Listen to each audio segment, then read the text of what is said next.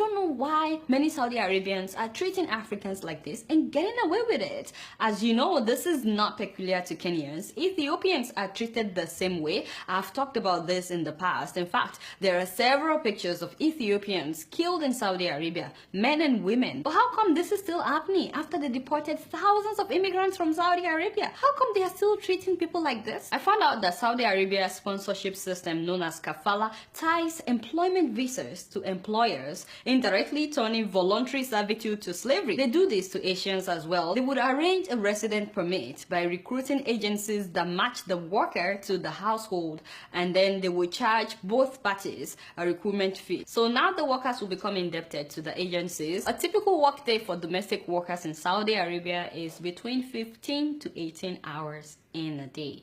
Imagine somebody working straight for 18 hours in a day out of 24 hours, and they pay them about $5 to $7 per day. And guess what? Some of these employers would refuse to pay the employees for a long time. In fact, sometimes for years they may not pay their employees. They would say, we're giving you food, we're giving you a place to sleep, even if it's outside. They would say, what do you need the money for? So many employers have actually killed their employees if they keep asking for their money. There are no off days, no rest hours, there is no vacation, no nothing. As you know, slavery was officially abolished in Saudi Arabia in 1960. At that time though, there were about 300,000 slaves still in Saudi Arabia. Even though it was abolished on paper, hey, the practice continued unofficially. First of all, when will our people in Africa learn that the grass is not necessarily greener on the other side, and that not all the glitter is gold? I mean, we've been hearing stories like this for a long time,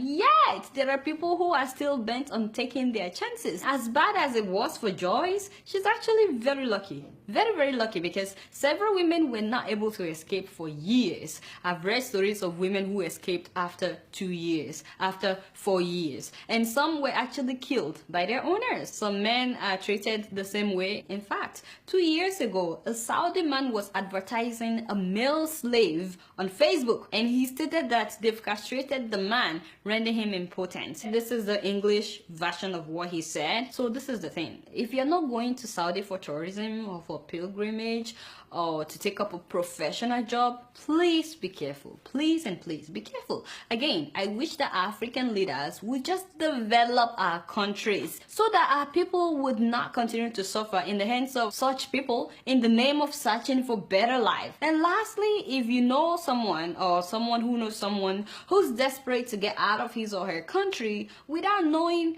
anything about where they're going, and please warn them to be familiar with where they're going. At least be able to speak the language of where you're going. Don't go anywhere because you got a contract from anyone. Really, Saudi Arabia, for how long would you treat Africans like this? And you know, I can't help but remember that hashtag that was started by Ethiopians when so many of them were being deported from Saudi Arabia. They had this hashtag called "Someone Tell Saudi Arabia." Someone tell Saudi Arabia that you cannot continue to treat human beings like this. Someone tell Saudi Arabia that just because the color of our skin is different from yours doesn't mean you're better in any way. Someone tell Saudi Arabia that the world is watching. We know what is going on. Someone tell Saudi Arabia that enough is enough. Someone tell Saudi Arabia that this will not go on for long.